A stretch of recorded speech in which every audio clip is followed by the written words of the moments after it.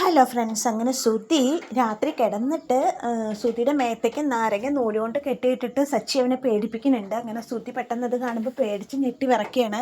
ഞെട്ടി വിറച്ചിട്ട് ശ്രുതി എന്ന് പറഞ്ഞിട്ട് ചാടി എഴുന്നേറ്റിട്ട് ഈശ്വര ഇതെന്താ ഇതെങ്ങനെ എൻ്റെ മേത്ത് വന്നവൻ്റെ നാരങ്ങ തട്ടിക്കളയണം. അപ്പോൾ സച്ചി വീണ്ടും നാരങ്ങ സാധാരണ സ്ഥലത്ത് തന്നെ കൊണ്ടുവന്ന് വെക്കുകയാണ്. അത് കഴിഞ്ഞിട്ട്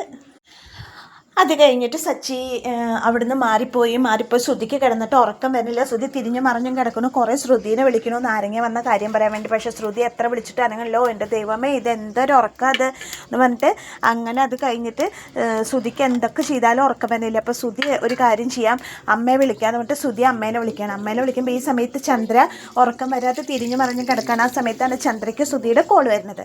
കോൾ വരുമ്പോൾ ചന്ദ്ര ഫോൺ എടുത്തിട്ട് ശ്രുതിയാണല്ലോ, ഇവനെന്തിനാ ഈ നേരത്തെ തന്നെ വിളിക്കുന്നത്? ഈശ്വര അവിടെ ഇരുന്ന് സംസാരിച്ച രവിയേട്ടൻ കേൾക്കുമല്ലോ എന്ന് പറഞ്ഞിട്ട് ചന്ദ്ര ഫോൺ എടുത്തിട്ട് പുറത്തേക്ക് ഇറങ്ങിയിട്ട് ചോദിക്കും, എന്താടാ ചോദിക്കും. അപ്പോൾ ഈ അമ്മേ എനിക്ക് ഉറക്കം വരുന്നില്ല അമ്മേ, പേടിച്ചിട്ട് ഞാൻ നാരങ്ങ വന്നമ്മ എൻ്റെ മേത്തേക്ക് എന്നൊക്കെ പറയണം. അങ്ങനെ പറയുമ്പോൾ ചന്ദ്ര പറയും, നീ ഒരു കാര്യം ചെയ്യും, ഞാൻ പുറത്തുണ്ട്, നീ ഇങ്ങോട്ട് വാ പറയും. അങ്ങനെ ശ്രുതി എഴുന്നേറ്റ് ഹാളിൽ ചന്ദ്രയുടെ അടുത്തേക്ക് വരികയാണ്.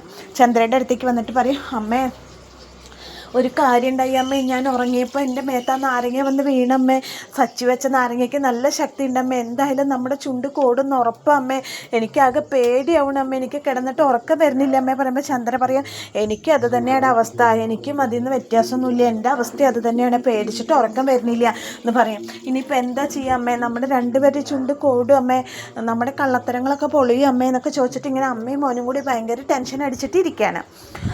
അങ്ങനെ ടെൻഷൻ അടിച്ചിരിക്കുമ്പോൾ എന്തായാലും നമുക്കിതൊന്ന് രക്ഷപ്പെടേണ്ട അമ്മ, എന്താ ചെയ്യുക, സച്ചി എന്തായാലും കള്ളം കണ്ടുപിടിക്കുന്ന ഉറപ്പാണ് എന്നൊക്കെ പറയുമ്പോൾ ശ്രുതി തന്നെ പറയും, ഒരു കാര്യം ചെയ്യാമേ, നാരങ്ങ അകത്തിരുന്നാലല്ലേ പ്രശ്നമുള്ളൂ, നമുക്ക് ആ നാരങ്ങ എടുത്തിട്ട് പുറത്തേക്ക് കളഞ്ഞാൽ കുഴപ്പമില്ലല്ലോ എന്ന് ചോദിക്കുകയാണ്. അപ്പോൾ ചന്ദ്ര എങ്ങനെയാണ് അത് എടുക്കാൻ പാടില്ല എന്നല്ലേ പറഞ്ഞേക്കണത് അമ്മേ, ആ നാരങ്ങ അകത്ത് വെച്ചാലല്ലേ നമ്മുടെ ചുണ്ട് കൊടുള്ളൂ, അതിനെടുത്ത് വെളിയിൽ കളഞ്ഞാൽ കുഴപ്പമില്ലല്ലോ, നമുക്കത് ചെയ്യാമേ, ആ നാരങ്ങ എടുത്ത് വെളിയിൽ കളയാമെന്ന് പറയാണ്. അങ്ങനെ അവർ രണ്ടുപേരും കൂടി നാരങ്ങ എടുത്ത് വെളിയിൽ കളയാമെന്നുള്ള ഉദ്ദേശത്തോട് കൂടിയിട്ട് അവർ രണ്ടുപേരും കൂടി പ്ലാൻ ഇട്ടിട്ട് നാരങ്ങ എടുക്കാൻ വേണ്ടി ഇരുട്ടത്ത് പമ്മി നാരങ്ങ വെച്ചേക്കണ പൂജാമുറിയുടെ അവിടേക്ക് പോവാണ്. അവിടേക്ക് പോകുമ്പോൾ ശ്രുതിക്കും ചന്ദ്രയ്ക്കും നല്ല പേടിയുണ്ട്. അപ്പോൾ ശ്രുതി പറയാണ് ചന്ദ്രയോട് എടുക്കാൻ പറയണേ, അമ്മ നടന്നോ, ധൈര്യമായിട്ട് നടന്നോ, ഞാൻ കൂടെ ഉണ്ട് എന്നൊക്കെ പറഞ്ഞിട്ട് ചന്ദ്രനെ മുമ്പിൽ നടത്തിയിട്ട് ശ്രുതി പിന്നിൽ നടന്നിട്ട് പൂജാമുറിയുടെ അവിടെ എത്തുമ്പോൾ ശ്രുതി പറയണേ, അമ്മേ എടുത്തോ അമ്മേ, ഞാൻ ഉണ്ട് കൂടെ, അമ്മ ഒരു പേടിയും പേടിക്കണ്ട, നമുക്കതെടുത്ത് പുറത്ത് കളയണം അമ്മേ, നമുക്ക് രക്ഷപ്പെടണ്ടേ എന്നൊക്കെ പറയാണ്. അപ്പോൾ ചന്ദ്രൻ പറയും, നീ എടുക്കടാ ശ്രുതി, ഞാൻ എടുക്കണോ? അമ്മ എടുക്കുക, ഞാനല്ല കൂടെ ഉള്ളത്, അമ്മ എന്തിനാ അങ്ങനെ പേടിക്കണമെന്ന് ചോദിച്ചിട്ട് ചന്ദ്ര പോയിട്ട് ആ 2 നാരങ്ങ എടുത്തിട്ട് കയ്യിൽ പിടിക്കുകയാണ്. എന്തിനാ, വേറെ ഒന്നുമല്ല അവരുടെ ഉദ്ദേശം ആ 2 ലെമണും എടുത്തിട്ട് പുറത്ത് കളഞ്ഞിട്ട് അവർക്ക് ആ കുരുക്കിൽ നിന്ന് രക്ഷപ്പെടാനുള്ള ഉദ്ദേശത്തിലാണ് അവർ രാത്രി ബാക്കി എല്ലാവരും ഉറങ്ങിയ സമയത്ത് ഇത് ചെയ്യുന്നത്. എന്നിട്ട് ആ 2 നാരങ്ങയും കൂടി എടുത്തിട്ട് പമ്മി ചന്ദ്രയും ശ്രുതിയും കൂടി കോണിയൊക്കെ ഇറങ്ങി അത് കളയാൻ വേണ്ടി കോണി ഇറങ്ങുന്ന സമയത്താണ് പെട്ടെന്ന് വീട്ടിലെ ലൈറ്റുകളെല്ലാം തെളിയുന്നതും രവീന്ദ്രൻ, ശ്രീകാന്ത്, വർഷ, സച്ചി, രേവതി എല്ലാവരും പുറത്തേക്ക് ഇറങ്ങി വരുന്നതും. അപ്പോൾ അങ്ങനെ അവർ ഇറങ്ങി വരുന്ന സമയത്ത് ചന്ദ്രയുടെ കയ്യിൽ ഈ 2 നാരങ്ങയുണ്ട്. അത് ആ കള്ളം അവർ കൈയോടെ കണ്ടുപിടിക്കുകയാണ്. എന്നിട്ട് ചോദിക്കും, നിങ്ങളെന്തിനാ ഈ സമയത്ത് ഇരുട്ടത്ത് ഇവിടെ, എന്താ നിങ്ങൾക്ക് പരിപാടി എന്ന് ചോദിക്കും. പറയും, ഒന്നുമില്ല എന്ന് പറയാം. ആദ്യം ഞങ്ങളെല്ലാവരും ഉറങ്ങിയ സമയത്ത് നിങ്ങൾ രണ്ടുപേരും കൂടി എന്താ പരിപാടി ചോദിക്കണേ രവീന്ദ്രൻ ചോദിക്കുമ്പോൾ പറയാണ്, ഒന്നുമില്ല, ഞങ്ങളിവിടെ വെറുതെ ഉറക്കം വന്നില്ല, എപ്പോൾ ഇവിടേക്ക് വന്നതാണെന്ന് പറയാം, നോണ പറയരുത്, എന്താ നിങ്ങളുടെ ഉദ്ദേശമായിരുന്നു എന്ന് ചോദിക്കും സച്ചി ചോദിക്കുമ്പോൾ അപ്പോഴാണ് ചന്ദ്രയുടെ കയ്യിലത്തെ നാരങ്ങ സച്ചി കാണുന്നത്. അപ്പോൾ സച്ചി പറയും, ഇതെന്തിനാ പൂജാമുറിയിൽ വെച്ചിട്ടുണ്ടെന്നാൽ നാരങ്ങ എടുത്തേക്കണതെന്ന് ചോദിക്കുമ്പോൾ അവർ കിടന്ന് ഉരുളാണ്, എന്താ പറയേണ്ടതെന്ന് അവർക്കൊരു ഐഡിയ കിട്ടണില്ല. അപ്പോൾ പെട്ടെന്ന് ശ്രുതി പറയും, ഈ നാരങ്ങ വീടിൻ്റെ കുടുംബത്തിൻ്റെ സ്വസ്ഥത കളയുക, അതുകൊണ്ട് ഈ നാരങ്ങ എടുത്തിട്ട് 2 എടുത്ത് പുറത്ത് കളയാൻ വേണ്ടിയിട്ടാണ് അമ്മ അതെടുത്തത് എന്ന് പറയാണ്. അമ്മ അതെടുത്തത് പറയുമ്പോൾ സച്ചി ചോദിക്കുക, എന്തിന് നാരങ്ങ എടുത്തിട്ട് പുറത്ത് കളയണം, ഞങ്ങൾക്ക് ആർക്കും ഇല്ലാത്ത പേടി എന്തിനാന്ന് ചോദിക്കുക. അപ്പോൾ വർഷം ചോദിക്കുക, എന്തിനാ അതിൻ്റെ പേടി, എന്തിനാ പതിപ്പെടുത്ത് കളയേണ്ട ആവശ്യം എന്നൊക്കെ ചോദിക്കുമ്പോൾ ഇവർക്ക് അതിന് മറുപടിയൊന്നുമില്ല. അപ്പോൾ കള്ളം കൈയോടെ പിടിച്ച ആ ഒരു ഷോക്കിലാണ് അവരിയ്ക്കുന്നത്. അപ്പോൾ സച്ചി പറയും, സത്യം പറഞ്ഞോ, ഈ നാരങ്ങ ഇവിടെ കൊണ്ടുവന്ന് വെച്ചാൽ നിൻ്റെ ചുണ്ട് കോടും, നിൻ്റെ അമ്മയുടെയും കള്ളത്തരം കണ്ടുപിടിക്കാൻ നീ തന്നെയാണ് രേവതിയുടെ സ്വർണ്ണാഭരണം എടുത്തേക്കണത്, അതുകൊണ്ടല്ലേ നീ ഈ നാരങ്ങ കളയാൻ വേണ്ടി പുറപ്പെട്ടത് വെക്കുമ്പോൾ ഞാനൊന്നല്ല എടുത്തേക്കണേ പറയും. സത്യം പറഞ്ഞോ, അല്ലെങ്കിൽ ഞങ്ങൾക്ക് ആർക്കും ഇല്ലാത്ത പേടി എന്തിനാ, സത്യം പറയടാ, നിന്നെ കൊണ്ട് പറയിപ്പിക്കാൻ പറ്റുമോയെന്ന് എനിക്കൊന്ന് നോക്കട്ടെ എന്ന് പറഞ്ഞിട്ട് സച്ചി ശ്രുതിയുടെ അടുത്തേക്ക് ചെന്നിട്ട് സത്യം പറയിപ്പിക്കാൻ വേണ്ടിയിട്ട് അവനോട് സത്യം പറയാണ്. അങ്ങനെ പറയുമ്പോൾ ലാസ്റ്റ് അപ്പോൾ ഈ സമയത്ത് ശ്രുതി ഉറക്കൊഴുന്നേറ്റ് നോക്കുമ്പോൾ ശ്രുതിനെ അങ്ങനെ കിടക്കയിൽ തപ്പം കാണുന്നില്ല. അപ്പോൾ ശ്രുതി അയ്യോ ഇതിപ്പോൾ എവിടേക്കാണ് പോയണാവോ, ശ്രുതി എവിടേക്കാണ് പോയോ, ശ്രുതിയെ കാണാനില്ലല്ലോ എന്നങ്ങനെ വിചാരിച്ചിട്ട് ശ്രുതി മെല്ലെ അവിടെ നിന്ന് എഴുന്നേറ്റ് വരികയാണ്. വരുമ്പോഴാണ് താഴെ ഹോളിൽ ഈ എല്ലാവിധ കള്ളത്തരും നടക്കുന്നത്. അപ്പോൾ ശ്രുതിയോട് പറയണ സത്യം പറഞ്ഞോ, സത്യം പറഞ്ഞില്ലെങ്കിൽ നിനക്ക് രക്ഷപ്പെടാൻ പറ്റില്ല, എന്തായാലും നിൻ്റെ കള്ളം കൈയോടെ പിടിക്കൽ കഴിഞ്ഞു, സത്യം പറഞ്ഞ ശ്രുതി അതാ നിനക്ക് നല്ലതെന്ന് പറയുമ്പോൾ അങ്ങനെ ശ്രുതി ലാസ്റ്റ് സത്യം പറയാണ്. സച്ചിയുടെ രേവതിയുടെ സ്വർണ്ണാഭരണങ്ങളെല്ലാം എടുത്ത് വിറ്റത് ശ്രുതിയാണെന്ന് പറയാം. അങ്ങനെ ശ്രുതിയും ചന്ദ്രമതിയും കൂടി ആ നാരങ്ങ കളയാൻ വേണ്ടി കൊണ്ടുവന്നതാണെന്നും പറഞ്ഞിട്ട് ആ നാരങ്ങ അങ്ങനെ മെല്ലെ തിരിച്ചു കയറി പോകാൻ തുടങ്ങുകയാണ്. കോണി കയറാൻ പോയി തുടങ്ങാൻ സമയത്ത് സച്ചി പറയാം, നിൽക്കവിടെ, എനിക്ക് കുറച്ച് സംശയങ്ങളുണ്ട്, എൻ്റെ സംശയങ്ങൾക്ക് ക്ലാരിഫിക്കേഷൻ വന്നിട്ട് നിങ്ങൾ അമ്മയും മോനും പോയാൽ മതി എന്ന് പറയാണ്. അപ്പോൾ എന്താ ചോദിക്കുമ്പോൾ നിങ്ങളിപ്പോൾ എന്തിനാ ഈ നാരങ്ങ കൊണ്ട് കളയാൻ തുടങ്ങണേ, എനിക്കറിയായിരുന്നു നിങ്ങളാണ് രേവതിയുടെ സ്വർണ്ണം എടുത്തേക്കണമെന്ന്, സത്യം പറയടാ നീയല്ലടാ രേവതിയുടെ സ്വർണ്ണം എടുത്തതെന്ന് ചോദിച്ചിട്ട് സച്ചി ശ്രുതിയോട് പറയും, നിന്നെ കൊണ്ട് ഞാൻ സത്യം പറയിപ്പിക്കുക, എനിക്കറിയാം പറയാം. അപ്പോഴേക്ക് ശ്രുതി അവിടെ നിന്നിട്ട് ഇതെല്ലാം കേൾക്കുന്നുണ്ട് കേട്ടോ കോണിയുടെ മുകളിൽ നിന്നിട്ട്.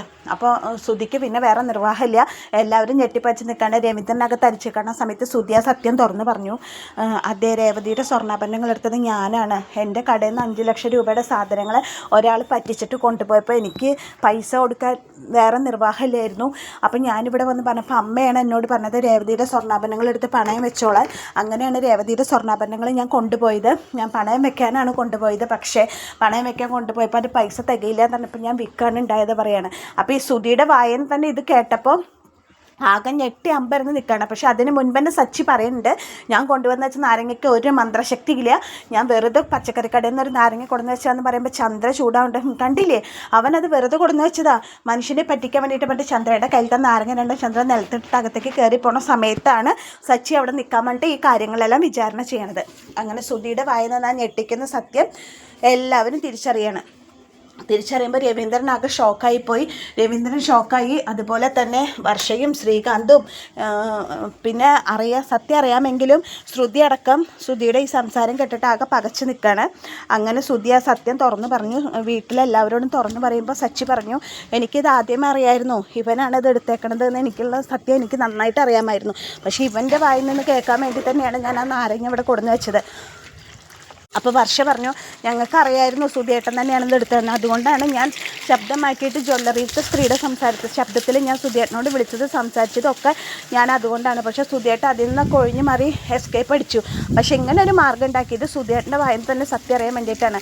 എന്തിനായിരുന്നു സുധിയേട്ടൻ അത് രേവതി ചേച്ചി ആഭരണങ്ങൾ എടുക്കേണ്ട ആവശ്യം എന്താണ്, സുധിയേട്ടൻ എന്തൊരു ചീപ്നെസ്സാണ് കാണിച്ചതെന്നൊക്കെ വേണ്ടിയിട്ട് വർഷി അവനെ കുറ്റപ്പെടുത്താണ്. അപ്പോൾ ശ്രുതി പറയും, എന്താ ഇപ്പോൾ ശ്രുതി ചെയ്തതിലിപ്പോൾ എന്താ തെറ്റ്, ശ്രുതിക്ക് അങ്ങനെ ഒരു അബദ്ധം പറ്റിയെന്നോ, അബദ്ധം പറ്റിയെന്ന് വെച്ചിട്ടുണ്ടെങ്കിൽ അവൻ പറ്റിക്കപ്പെട്ടെന്ന് വെച്ചിട്ട് എൻ്റെ ഭാര്യയുടെ സ്വർണ്ണാഭരണങ്ങളാണ് എടുക്കുക, അങ്ങനെയാണ് ചെയ്യുക, നീ ഇതിനെ ന്യായീകരിക്കണം ശ്രുതി, ഇവൻ്റെ എല്ലാ തെറ്റുകൾക്കും നീ കൂട്ടി നിൽക്കുകയാണ്, നിനക്കറിയായിരുന്നു ഇത് ചോദിക്കുമ്പോൾ പറയും, എനിക്കറിയായിരുന്നു, ഞാനിപ്പോൾ ഈ അടുത്ത് അറിഞ്ഞത്, മുന്നേ കുട്ടി അറിഞ്ഞിരുന്നെങ്കിൽ ഞാൻ ഒരിക്കലും ഇതിനെ സമ്മതിക്കില്ലായിരുന്നു, ശ്രുതി എന്നോട് പറഞ്ഞത് ഇന്നലെയാണ് ശ്രുതി എന്നോട് പറഞ്ഞത് എന്നിട്ട് ശ്രുതിയുള്ള കാര്യം പറയാണ്.